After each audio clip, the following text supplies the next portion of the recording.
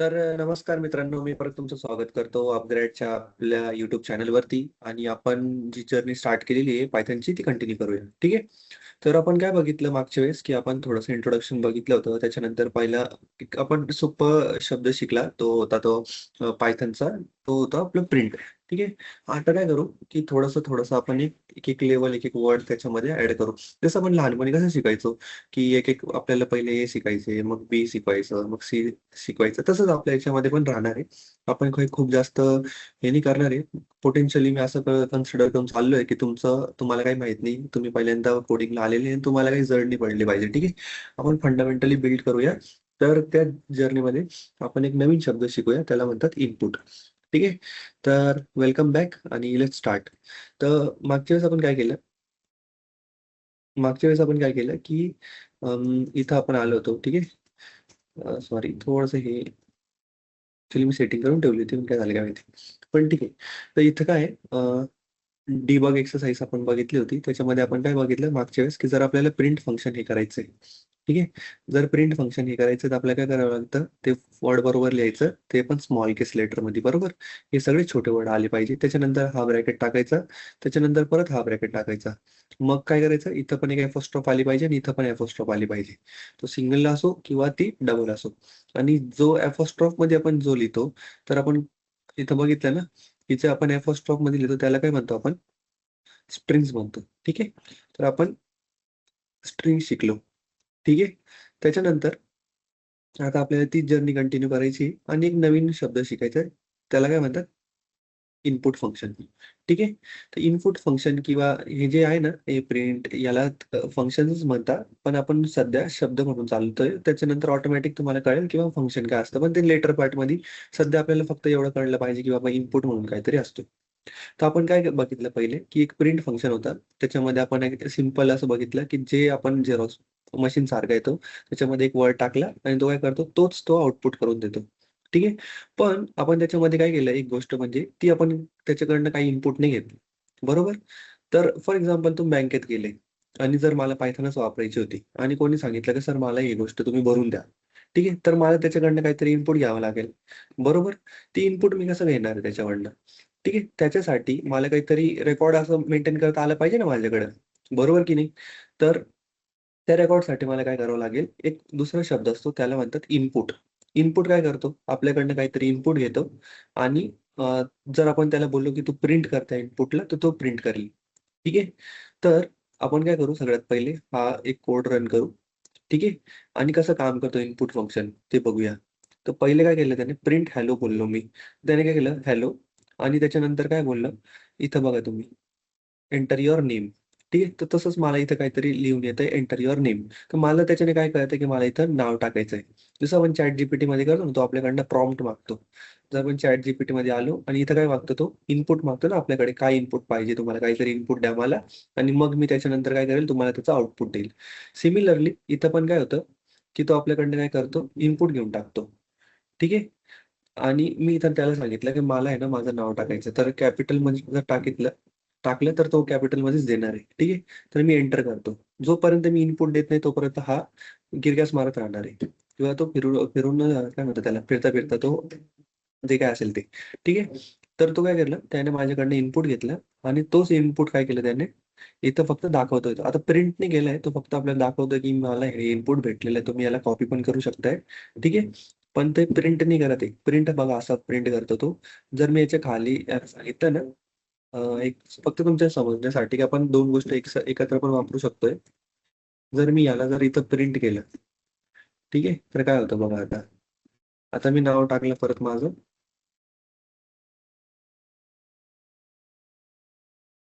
ठीक आहे. आणि मी एंटर करतो.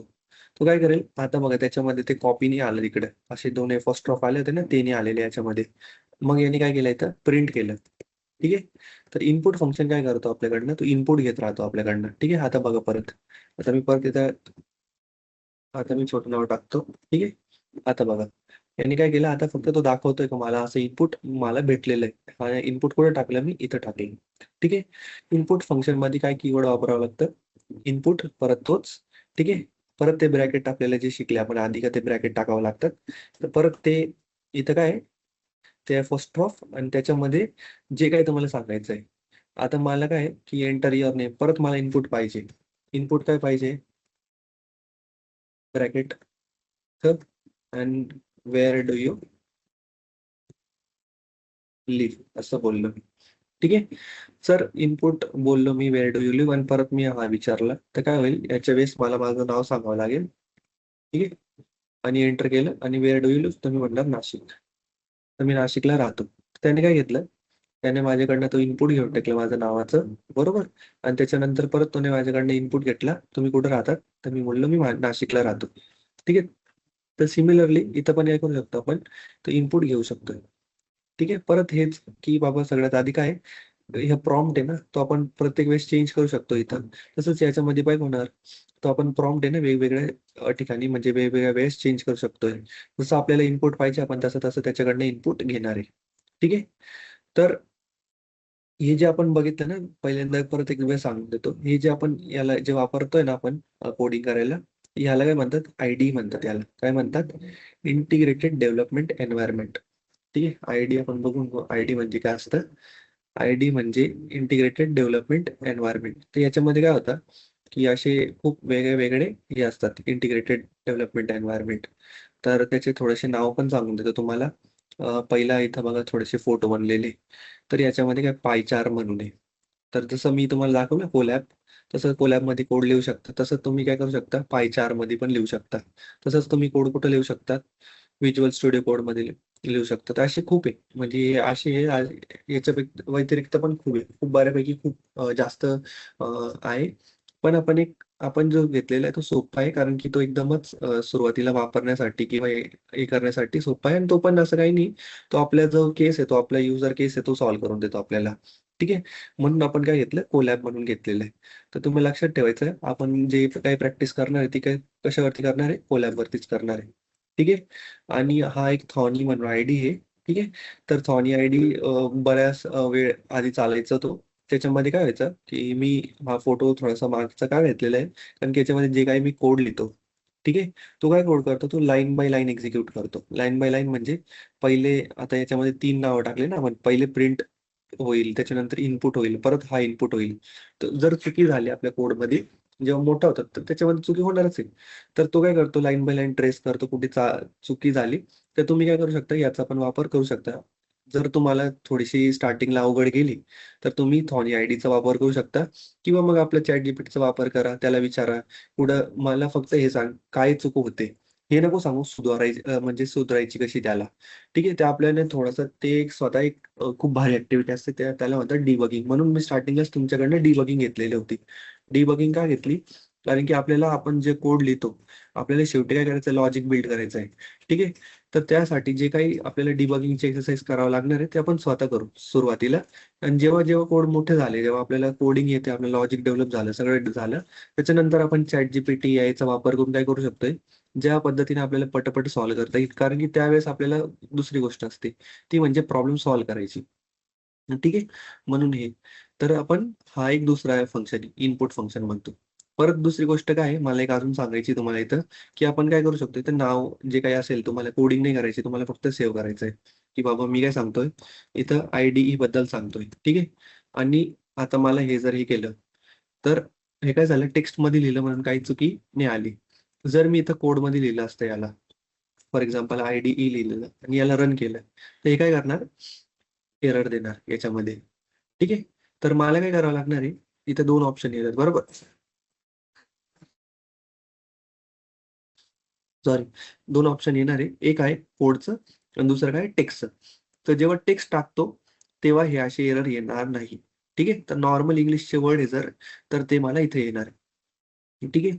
तर इथं मी आलं माझं नाव लिहिलेलं आहे, तसंच टेक्स्टमध्ये लिहिलेलं आहे. दुसरी गोष्ट म्हणजे जर मला कॉम्प्युटर मला समजवायचं आहे, की बाबा हे कोड नाही लिहिते, माझ्या स्वतःच्या समजेसाठी लिहितोय, तेव्हा काय करायचं? याच्या पुढे काय वापरायचं? हॅश वापरायचं. ठीक आहे. जर मी इथं कट केलं आणि याला रन केलं, तर काय करणार? हा एरर देणार. पण याच्या आधी जर मी हॅश वापरला आणि जर मग ही अशी लाईन हिरवी होऊन जाते, त्याला रन केलं ना, तर त्याच्यानंतर काय होणार? तो फक्त ती जी लाईन आहे, मला प्रिंट करायची तीच रन करणार आहे आणि हा लेसन प्रिंट करणार नाही. ठीक आहे. इथपर्यंत कळलं असेल. तर ठीक आहे आणि मग आपण पुढे चालूया. ठीक आहे. तर पहिली गोष्ट म्हणजे काय, आपण पहिला शब्द जो शिकलो होतो तो होता प्रिंट आणि दुसरं काय शिकलो इनपुट. इनपुट काय करतो आपल्याकडनं इनपुट मागून घेतो. जसं बँकेत फॉर्म भरतो तसंच. ठीक आहे. तर इनपुट साठी काय करावं लागतं, इनपुट लिहायचं. त्याच्यानंतर त्याला काय करायचं, इथं आपण सांगायचं की बाबा जे काही प्रॉम्प्ट आपल्याला टाकायचं आहे आणि काय करायचं त्याच्यानंतर फर्स्ट ऑफ मेंटेन करायचं. बरोबर? ठीक आहे. तर या लेसनमध्ये एवढंच छोटं-छोटंच आपण करूया.